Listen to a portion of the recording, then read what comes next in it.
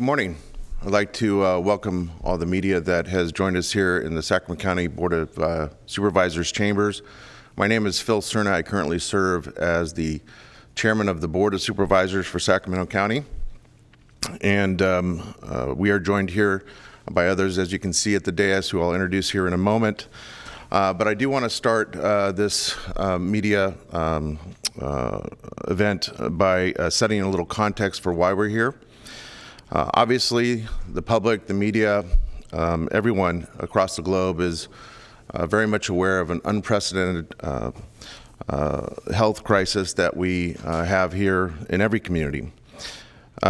Today marks the conclusion to date of a very deliberate process in Sacramento County to protect the public as stewards of public health here in this community. Joining me here at the dais, we have to my left, Dr. Bielenson, and then to my right, we have Sacramento County Sheriff Scott Jones. To his right, we have Sacramento County District Attorney Anne Marie Schubert, and finally, to my far left, we have the President and CEO of the California Grocers Association. I've been asked to more or less function as an MC for today's media event that is intended to explain Sacramento County's new stay-at-home order, and we are making ourselves available to give our unique perspectives on this action. There will be time for questions at the end of our speaking. So with that, first, let's hear from Dr. Bielenson.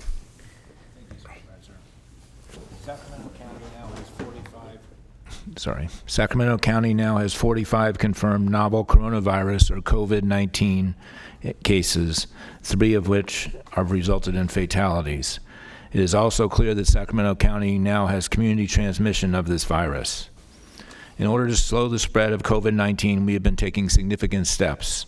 First, focusing on containment strategies where we pinpoint the exposure and employ quarantine or isolation in places such as nursing homes, group homes, and the justice system.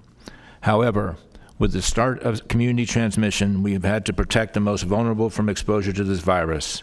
So on March 9th, Sacramento County began undertaking strong mitigation measures intended to reduce the risk of death and illness among this most vulnerable population. These measures were intended to do 2 things: decrease exposure of seniors and the chronically ill to the virus while keeping less vulnerable populations from exposing the high-risk population. This evolution to mitigation has also allowed our healthcare system in Sacramento County to plan resources to take care of severely ill patients. On March 12th, state and federal health agencies issued guidance that supported our efforts on mitigation. And finally, on March 17th, the governor's office provided details that strengthened these efforts even further by prohibition of all gatherings, including dining in restaurants. That same afternoon, the county announced its support of these state directives and issued strong directives of our own, which urged those in the Sacramento region to stay home in pursuit of the ultimate goal, protecting those most at risk. In these past 11 days, however, the United States has learned a lot about this virus, but its continued spread in Sacramento County necessitates the additional step of issuing an order. Therefore, as of tonight, March 19th, 2020, at 11:59 p.m. or 1 minute before midnight, the Sacramento County Health Officer, Dr. Olivia Casiri, is directing all individuals living in the county to stay at their place of residence except for essential activities, which I'll outline shortly. The legal order is based on the same directives of social distancing issued this week to slow the transmission of the disease, but it provides more detail and enforcement ability. To slow the spread of the novel coronavirus, the legal order limits activity, travel, and business functions to only the most essential needs, with the overarching goal being to slow the spread of COVID-19 and to flatten the curve so that hospitals and other medical facilities are not overwhelmed with a wave of sick people. Let me reiterate. We are issuing this order with the overarching goal being to slow the spread of the virus and to flatten the curve so that hospitals and other medical facilities are not overwhelmed with a wave of sick people. In other words, to spread out the serious cases as much as possible. I know you probably won't be able to see this, but just as an example, if 20% of people were infected over the next 6 months, the darker red are how many hospital beds will be needed. If it's over 12 months, it's lighter, and if it's over 18 months, in other words, really spreading out the cases, it's virtually unnecessary to have additional hospital beds. The order, and bear with me as I describe some of the details, all of which will be posted after this press conference, states that all individuals currently living within the County of Sacramento are ordered to stay at home or at their place of residence. To the extent individuals are using shared or outdoor spaces, they must, at all times as reasonably possible, maintain social distancing of at least 6 feet from any other person when they're outside of their residence. All persons may leave their residence only for essential activities, essential governmental functions, or to operate essential businesses. All businesses with a facility in the county except essential businesses are required to cease all activities at these facilities except for minimum basic operations. And for the definitions of this, please see our public health order, which will be put out at the end of this news conference. All public and private gatherings of any number of people occurring outside a household or living unit are prohibited, except for limited purposes as described in a minute. All bars and brew pubs should be closed. All in-dining at restaurants should cease, with the exception of home delivery and takeout, and all gyms, bingo halls, and card rooms should close. Nothing in this order prohibits the gathering of members of a household or living unit. Finally, all travel, including but not limited to travel on foot, bicycle, scooter, motorcycle, automobile, or public transit, except essential travel and essential activities, is also prohibited. Essential activities, those that are allowed, again, these are activities that are allowed, are defined by the following 6 categories. Number 1, engaging in activities or performing tasks essential to health and safety or to the health and safety of family or household members. Things like going to medical appointments that are urgent, obtaining medical supplies, and prescriptions. Number 2, obtaining necessary services or supplies for themselves and their family or household, and supplies for others, such as food and other grocery products. Number 3, engaging in outdoor activity, providing that individuals comply with social distancing requirements, as we've discussed many, many times before, such as walking, hiking, biking, running, or equestrian activities, including dog walking, again, with social distancing employed. Number 4, performing work to provide essential products and services at essential businesses and government entities, as well as other nonprofit organizations. Again, see the definition in the order. Number 5, caring for a family member or pet in another household. And number 6, and this is important, attending private gatherings of not more than 6 non-relatives in a home or place of residence, with social distancing being practiced at all times at such gatherings. This order shall become effective, as I mentioned, at 1 minute of midnight tonight, and will continue to be in effect until midnight on April 7th, 2020, until extended, rescinded, superseded, or amended in writing by the health officer. In short, what the order means is to take all reasonable means, whether as individuals, schools, businesses, government, or nonprofit organizations, to stay home, only venture out to public spaces when absolutely necessary, and to take any means possible to help others do the same. The goal is to comply with social distancing and limit groups from congregating together in a way that could further spread the virus. Thank you. Great. Thank you, Dr. Bielenson.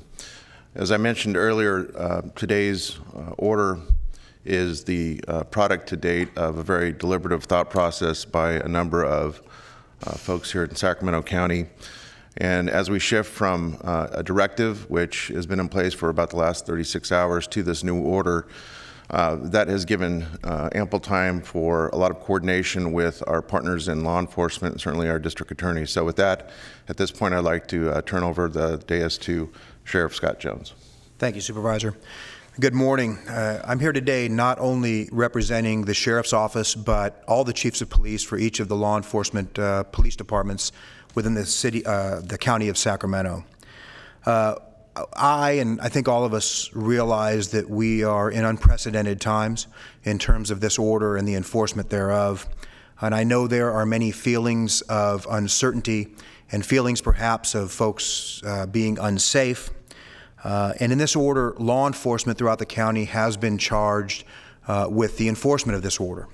But I want to be perfectly clear that neither the Sheriff's Office nor any of the police departments have any desire to make any arrests or take anybody to jail for violations of this order.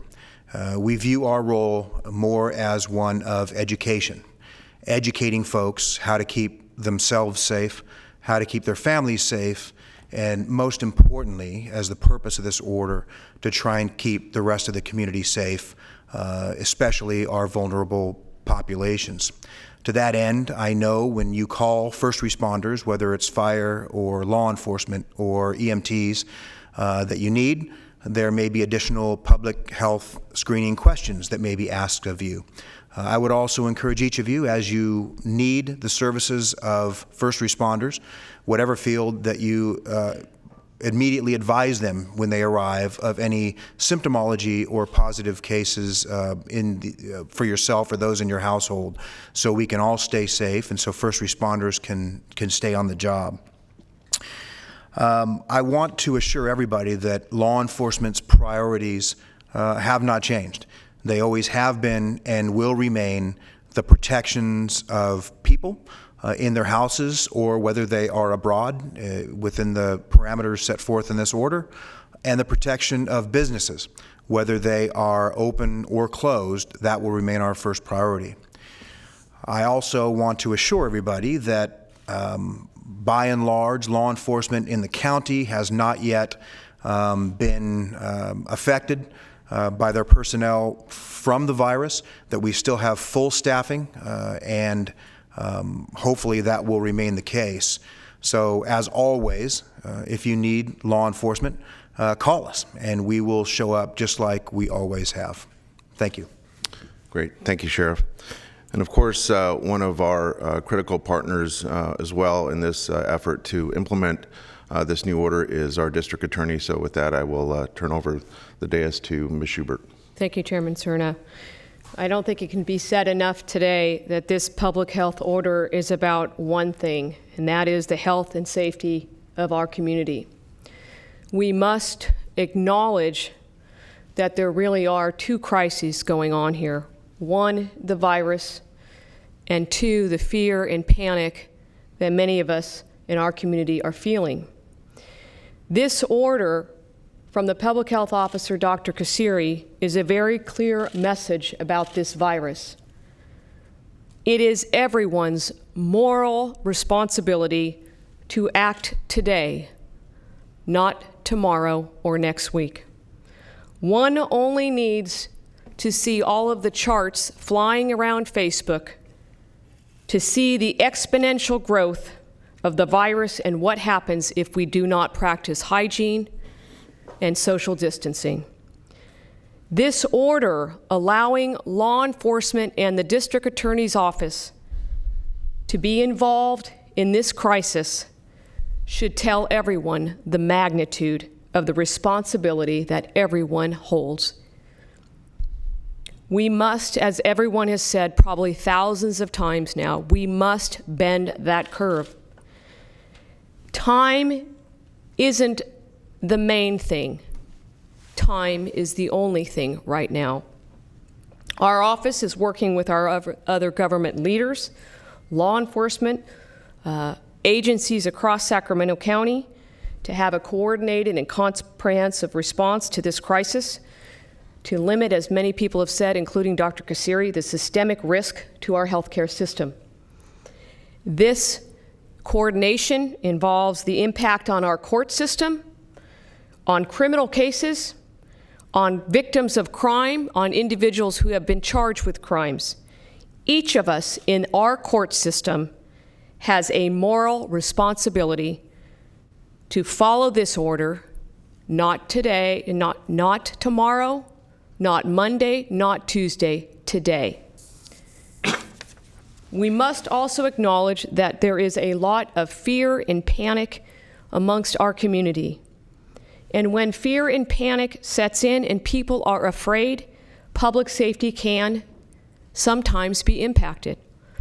That's why when we have crisis of this magnitude, the law allows and provides that if someone engages in criminal activity, the penalties can be harsher.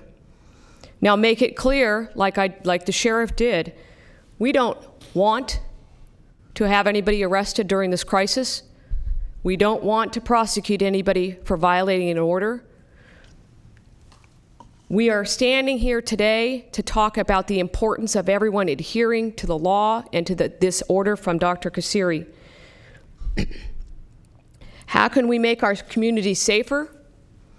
Stay informed. Stay calm, stay home, and most importantly, follow this order. Nearly 60 years ago, John F. Kennedy said, "If not us, who? If not now, when?" 60 years from today, history will judge each of us and the responsibility we all accept to end this crisis. I have no doubt that our community will stand up and rise, and we will do so. Again, stay informed, stay calm, stay home, and follow this order. Thank you. Thank you, DA Schubert. And then finally, we are going to hear from President and CEO of the California Grocers Association, Ronald Fong, who will address food supply chain issues. Thank you, Mr. Chairman. For 122 years, the California Grocers Association has been representing grocery retail here in California. As all of you know, grocery stores are the anchors of each and every community throughout our great state. During this most difficult time, grocers, large and small, chains and independents, commit to serving our communities and our environment and looking to serve everybody in our community.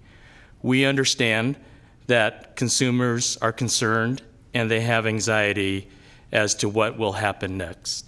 But there really is no need to overbuy or to stockpile food supplies. We want to assure you that we will continue to serve our communities and you will be able to purchase your necessities. The food production system, the supply chain, is safe, it's intact, and it is plentiful during this health crisis. What we are discovering is challenges in the distribution center as consumers change to this new shopping behavior. That's a nuance that we need to recognize. What has really changed is the amount of food that people are purchasing during their store visits, and the distribution channel cannot keep up with this current pattern. Consumers should return to their normal buying patterns, and the distribution center will have a chance to recover and catch up with themselves. For instance, if it is your normal pattern to purchase for a week for your family, return to that habit. There really is no need to purchase for 3 months. With that change in your pattern, the distribution supply chain, the distribution channels will return to normal. The spike in volume has really impacted our ability to keep our grocery stores full, often resulting in the perception that supplies are limited, and this simply is not the case. Grocers and their supplier partners are working around the clock to restock their shelves as new products arrive. One person's overbuying can result in another's inability to purchase the food that they need. And in particular, I'm addressing our most vulnerable population, our most vulnerable customers, those 65 and over, who are not able to get to the store as quickly and as often as consumers, able-bodied consumers can. There is an order for them to stay in their homes.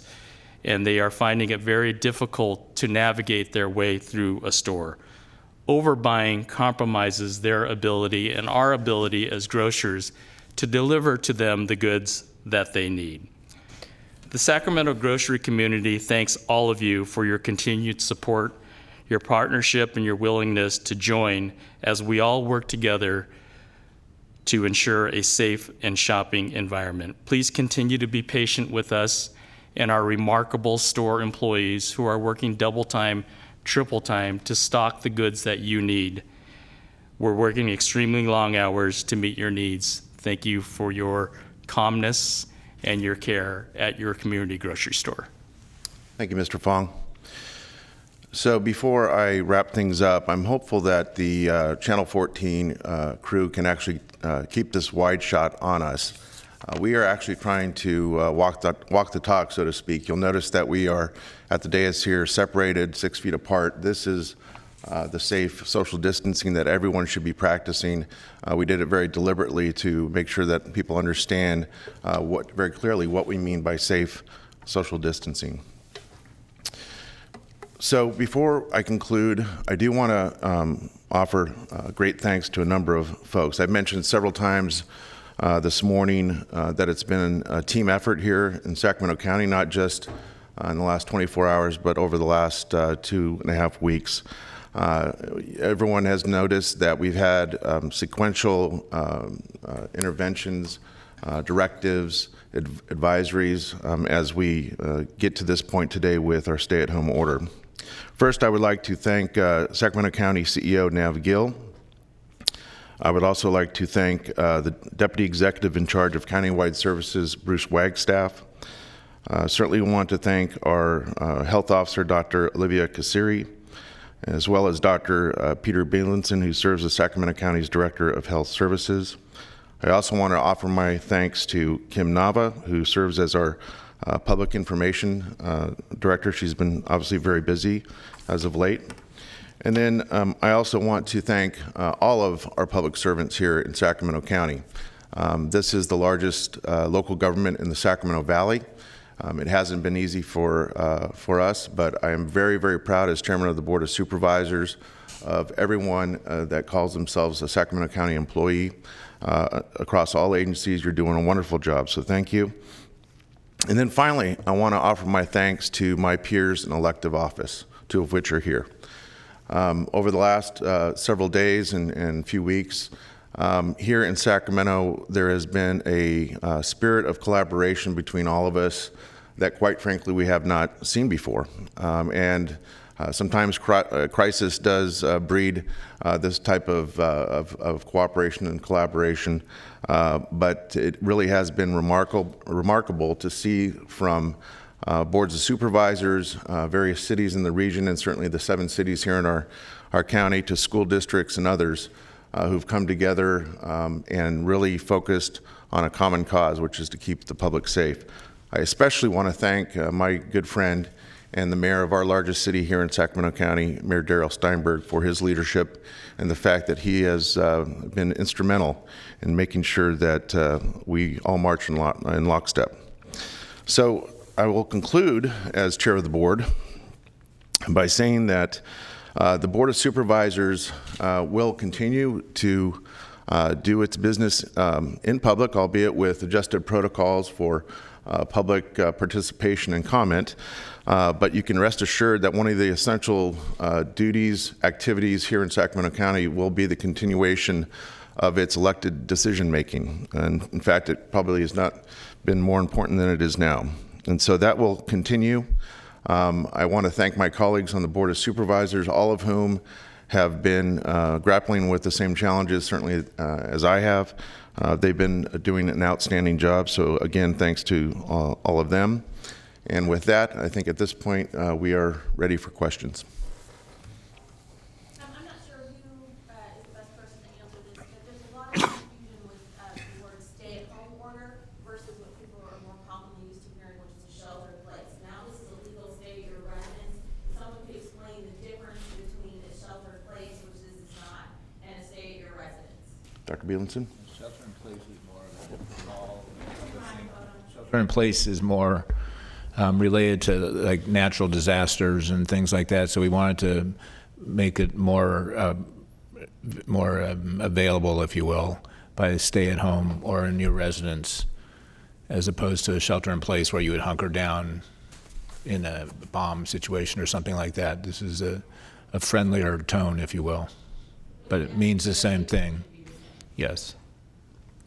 Can you talk about the change? I mean, we've seen a rapid change from sort of suggestion of staying home to now it's an order. What has changed in the last even few days for you? The increasing incidence of the disease. So the 45 cases and 3 deaths are about double or triple what it was a week and a half or so ago. And that's obviously just the tip of the iceberg, because there's still nowhere near enough testing available to know what's really happening. So we thought it was important to to kind of sequentially, as the Supervisor Cerna was talking about, address this issue in progressively increasing measures, and this is just the next step that makes good sense. The sheriff, are officers going to be patrolling, looking for people potentially breaking this? And then is there a penalty or anything like that for a violation, or?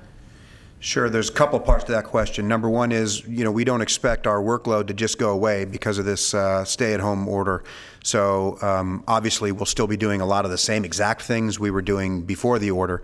In addition to that, we obviously are going to be looking acutely at neighborhoods and businesses that might be closed or open, just to make sure that everybody is acting the way we should, as time and resources permit. So the second part to your question is about the enforcement. And again, I want to stress, none of us really have, we don't want to think about the enforcement piece of this. It's just what I don't see us being a big hammer as much as an educational tool. However, the eventuality could occur where someone is blatantly continuing to disregard an order or is repeatedly engaging in behavior that's contrary to the public health and this order, and then there could be enforcement. The way I would envision that, at least in the initial impressions, would be a citation, which could have a host of remedies, including some administrative and other penalties, money that might cost some folks. And only in the most extreme cases and when absolutely necessary would we actually book someone in the jail. Not for the least of which reasons is I don't want to introduce someone that might be exposed into our jail population, which we're taking great measures to try and keep the virus out of our jails. Have you been seeing in the last few days, people still going out in large gatherings? When you talk about enforcement, what are you seeing right now that is running contrary to what's been ordered so far? So I'm going to repeat the questions as we go along. So the question is, what are we seeing out in the community right now in terms of people gathering? I don't know who wants to take the... I'll take a quick stab, and it goes along with what the sheriff was talking about. So I was, after being interviewed by a couple of you guys a couple of days ago, 2 people came up and told me that 2 bars were open, and so could we check on it? So I actually went out to one of them and informed the bar owner, who apparently didn't know that it was going to be an issue, and as the sheriff said, educated them, and they closed right away. So that the goal is to educate first and fine second. Just so the media knows, we've got roving mics, so if you have a question, let us know and we will come to you with the mic. Just raise your hand. Question in the back, if we can get there quickly.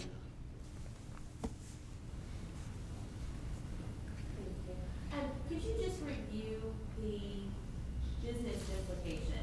Obviously, if you're a grocery store, there we go. If you could just review the business implication. Obviously, if you're a grocery store, you're still open, but what should a regular business be doing? If I am, I don't know, a card store, a knick-knack store, I should be closed, or I can be open if a customer needs to get something?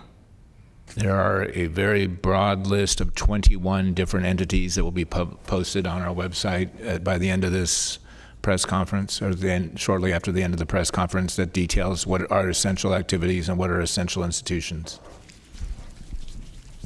Yeah, so. Mic's not on. Oh. Oh, you go ahead. Question in the Hello, back. can you Yeah. hear me? I was just curious about the homeless population. Are there going to be citations for those people? Are there going to be shelters set up for them so that they're no longer exposed to the public? Well, I can speak to the enforcement part, and obviously enforcement, as I mentioned, is going to be a last resort. And obviously, I'm sure there's other measures, mitigation measures that are going to be offered for that. And I think the supervisor or the doctor might be better equipped to answer that piece of it. Yeah. So we have been working with the city and the state and the county on coming up with a comprehensive plan, but I can tell you initially we put out 1,000 units of hand sanitizer. We're working, Mr. Mayor, I think, with the city to put out a kiosk with hand washing stations for obvious reasons of allowing for hygiene and for getting plastic utensils or non-reusable utensils for places like loaves and fishes. And then we're encouraging people to not be in encampments of more than 10 to try and, again, socially distance, if you will. And we're working towards a way of finding housing or isolation rooms for others who are exhibiting symptoms. But to more precisely answer your question about citation, there is no intention to deliberately go out and target folks that are unsheltered and make their lives even more challenging than they already are. We want to make sure that they're actually receiving the services that they deserve times 10 at this point, and that means both a combination of making sure that they are sheltered and that they have the wraparound services that they need. Can you talk a little bit about? So you were saying essential businesses, right? And we've been getting questions from people whose employers are saying, no, you still have to come to work. Does this order mean that if you're a non-essential business, you cannot force your employees to come into work?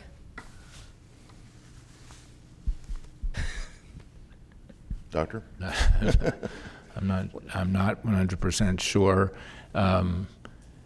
The essential facilities, again, I guess I'll fall back on the essential facilities are listed in this group of 21 different entities, of which are fairly broad.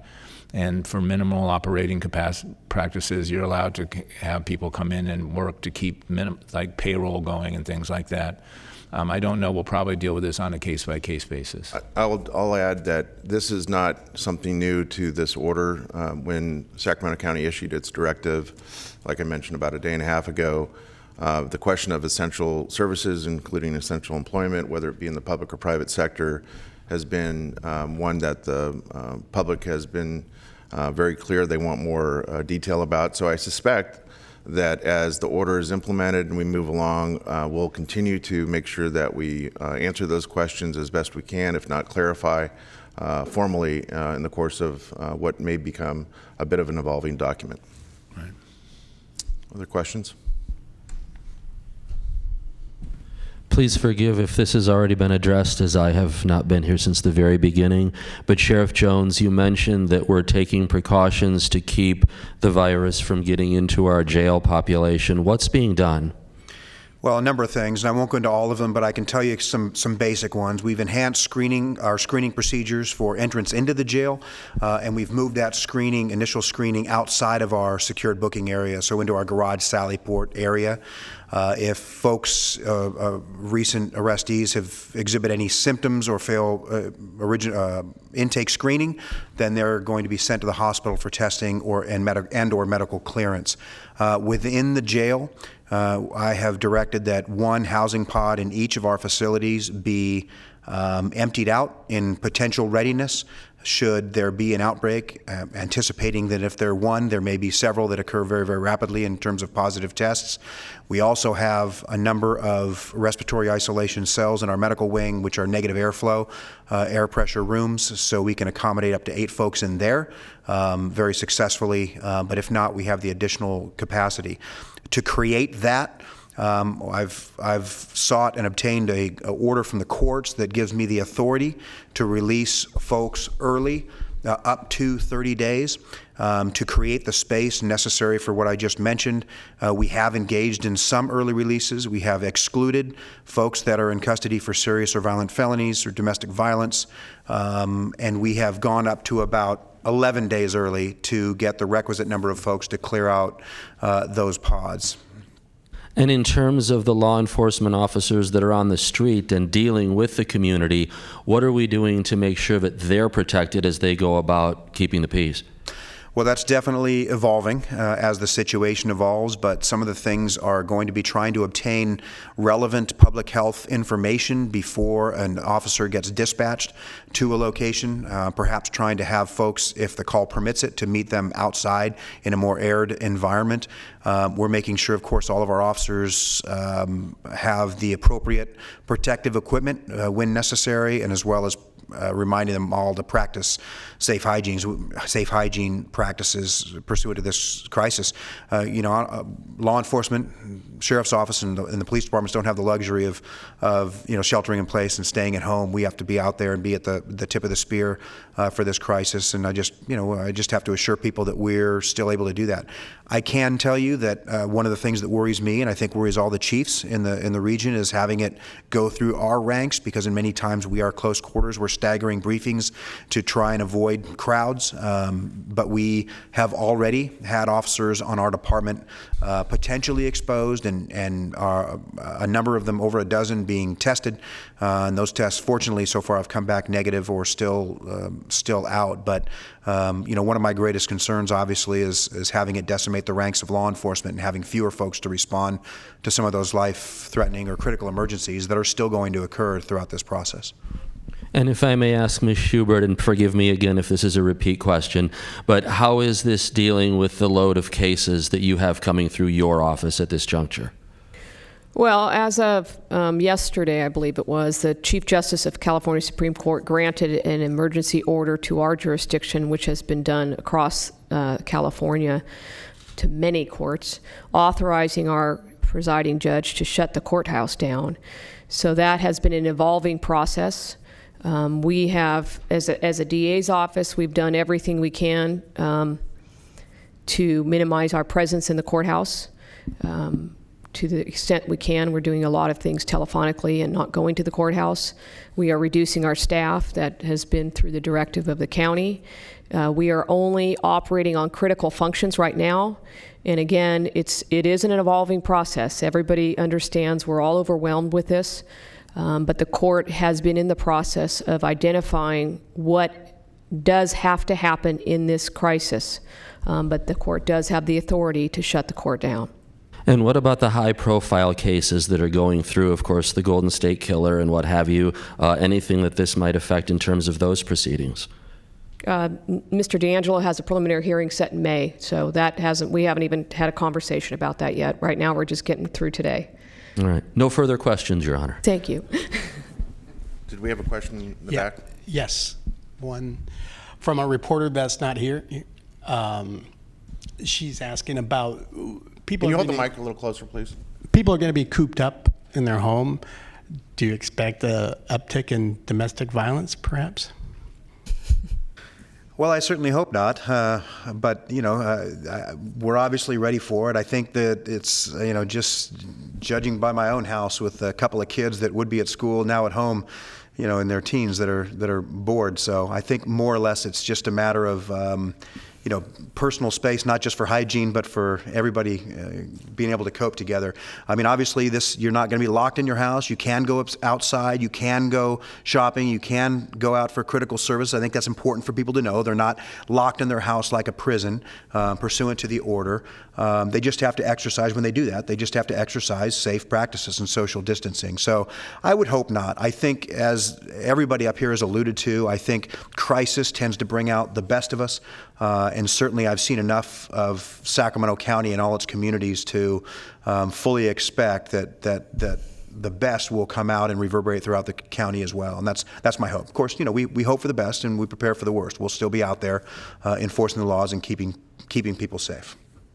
And just one more thing, Sacramento City's got somewhat of a plan for financial help for small businesses. Do you have a plan similar? So I'll take that one.